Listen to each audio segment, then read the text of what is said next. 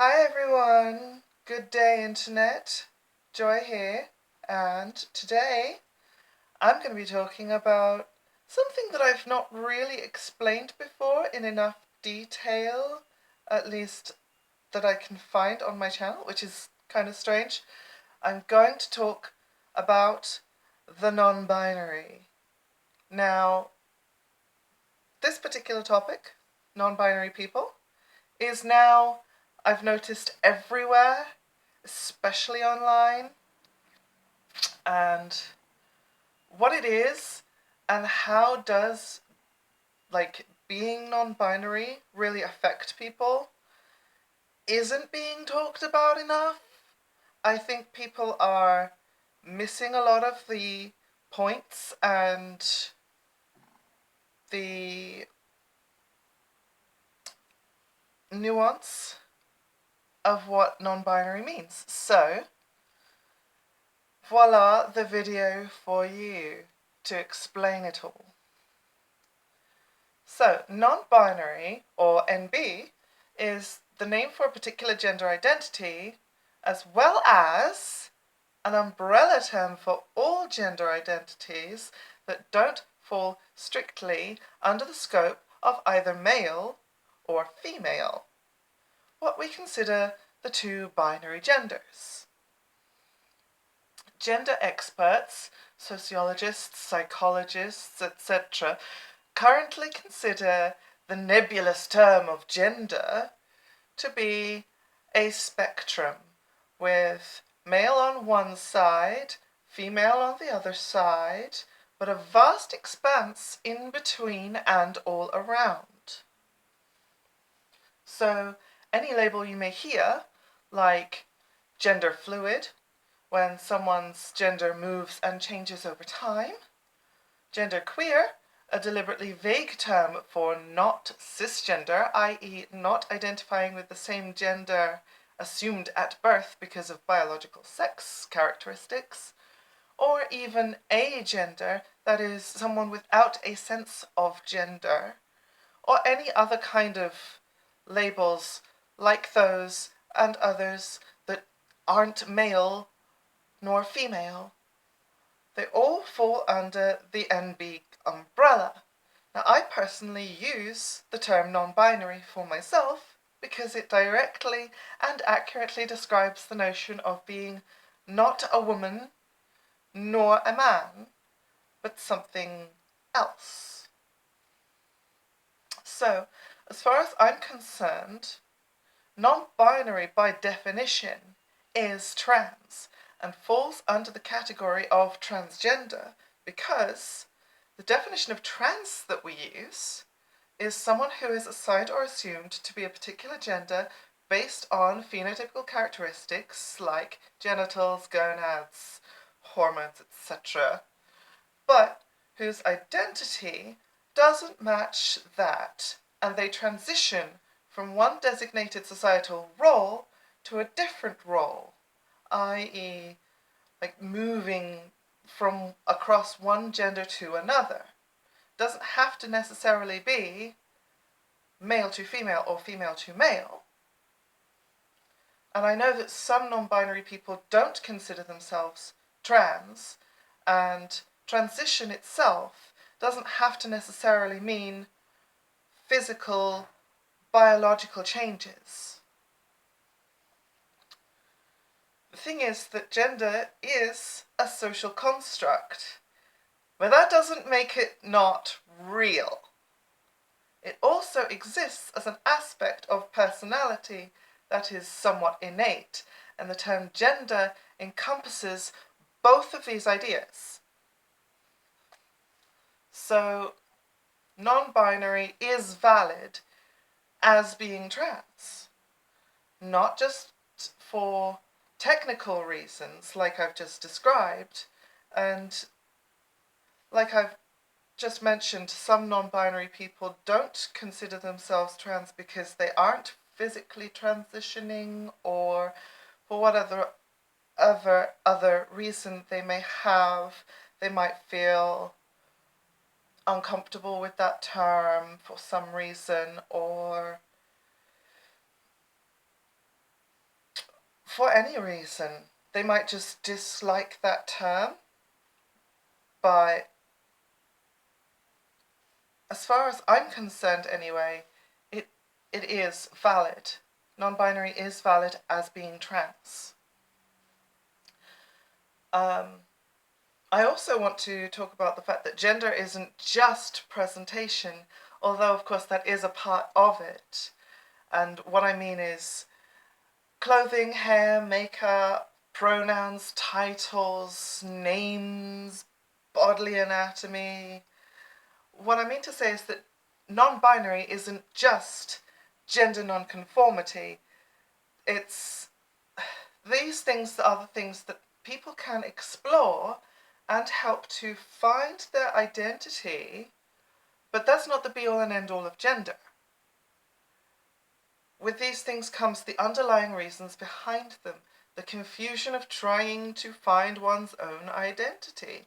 And what I'm basically saying is that while dysphoria isn't the definition of being trans, it is entirely possible for NBs to experience dysphoria, and many do. The reasoning behind trying out different styles and behaviors and performances is to feel more acceptable to one's own self.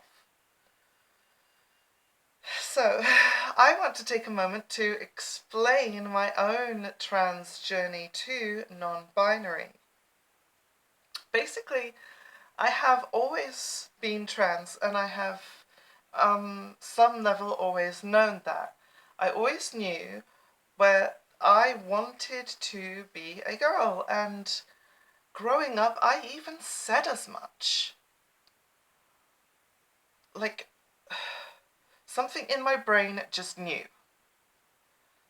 I wanted to do the things that all the other girls did, like wear dresses, grow long hair, play with dolls. And I did play with the other girls at break times rather than boys because I identified with them more. We were into the same things. And as an adult, it was just sort of a natural progression to do adult female things as well, like start wearing bras and change my name and pronouns to more effectively fit my personality. Just on the assumption that I was female. Just your regular, average, MTF trans girl. But wait. There's more. Something else was going on, and I was never really fully comfortable embracing the mantle of woman. Maybe it was a disquieting feeling of being not completely woman, like being a fraud. Maybe it was the last vestiges of some biological imperative, or maybe it was societal brainwashing. Maybe it was just a grass is greener situation. But the thing I maintained was the sense of androgyny. Feeling like I was living somewhere between the two extremes, and that suiting me the best, even long before I had heard of the term non-binary. Now, partly due to my own personal politics on the situation of gender norms, i.e., why shouldn't a man wear a skirt? Why shouldn't a woman be a coal miner? Or whatever.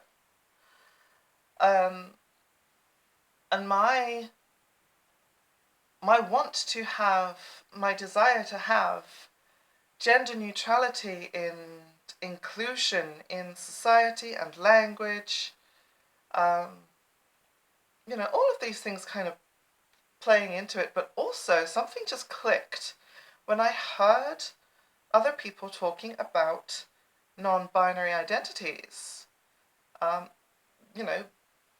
on the internet, and them describing what it was, and it just made sort of sense that that's what I am too. Just The way I can explain it is a little from column A, a little from column B, somewhere in the middle. Eventually I made the decision, like not that long ago, to start using the epicene pronouns they, them, theirs for myself, and yep, still wear this. And found that those were a much better fit than she, her, hers that I was using previously. And I want to make it absolutely clear that this is how I experience my non-binary gender, and that it's not the only way that somebody can be NB. Thing is, I can still be feminine and not compromise that part of my style while still being NB. I've leaned into playing with the androgyny just a little bit more now, but I still have to be graceful and ladylike to be really true to myself. So now I'm going to discuss some of the criticisms and problems and things that I and other NBs face, especially on the internet. You're just a special snowflake looking for attention. Now, while it is true that I technically belong into the category of the millennial generation, and we are somewhat well known for our snowflakishness, however inaccurate that might be, the truth is that non-binary third genders aren't a new phenomenon. Two-spirit Native Americans, the Hijra of India, and other third gender people have had legal recognition in other cultures for a long, long time. If I need attention, there are better ways of going about it that don't invite so much negativity from ignorant bigots. I've got pink hair. I've got more tats than I can count. And I've got more metal in my face than a decent rock album. Now, it's not the first time I've been accused of such stupid accusations. So, what are you? Some sort of hermaphrodite? Firstly, no. It's not okay to say the word hermaphrodite because the word intersex is more accurate and doesn't have that judgmental stigma surrounding it. Secondly, we're talking about gender identity and roles, not physical characteristics. Oh my god, you probably want me to use one of those stupid made-up pronouns like zer or z or slorp. No. Like I've previously mentioned, I'm really happy with singular they, which is grammatically correct, and I have mentioned that in a previous video. Please look it up if you want more information. However, that doesn't give anyone license to be a dick about someone who does wish to use a neo-pronoun. Oh my god, Jordan Peterson was right. You're taking away my freedom of speech. C16 Orwellian Brave New World. Calm down there, Sparky. Jordan Peterson is an idiot who strawmanned the hell out of Bill C16. It's not illegal to use the wrong pronouns for someone, even in Canada. It's an incredibly dick move, though. Just letting you know, your freedom of speech is far more at risk from oppressive government regimes than a whole hypothetical army of NBs, just the way it's supposed to be. Oh, and also, don't use hyperbole in relation to these books. Like, I mean, the question I would ask of anyone who brings up that kind of stupid talking point is, have you even read them? Because I have, and I know what you're saying has nothing to do with the contents.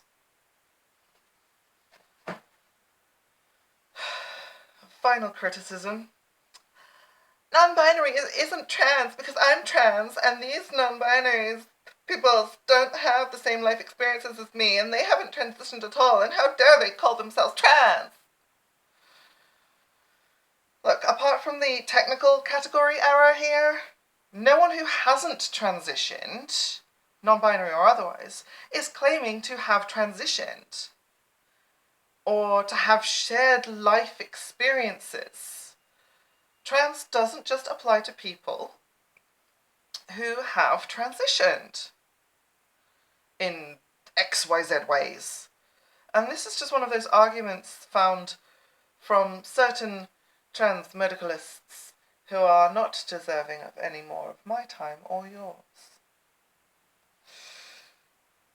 So anyway, thanks for watching. Hope you learned something. And as always, non-binary is valid. God